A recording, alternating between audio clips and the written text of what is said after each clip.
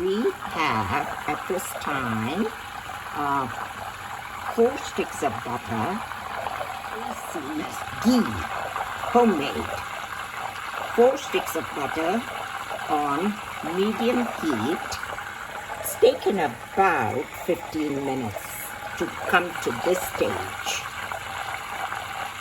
You see the bubbling, not boiling, and I'm going to add the fresh curry leaves that absolutely give it an aroma.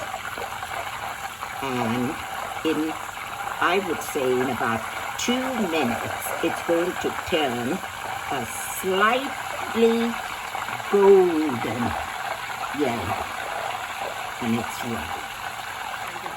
Ghee, the white things that's floating is the milk solids from the butter, and we're going to be straining that.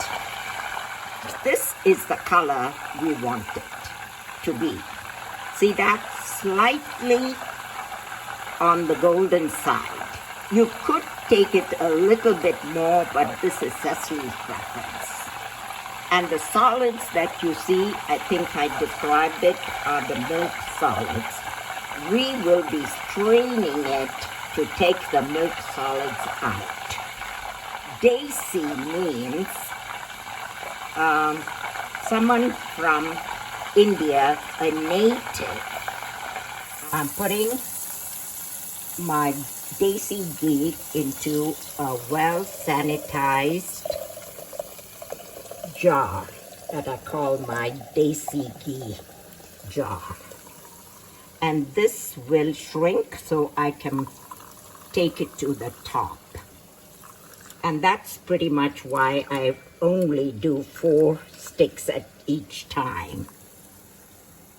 And see the remains at the bottom of the pan. It's gone, a little has gone through, because I didn't use the right sieve.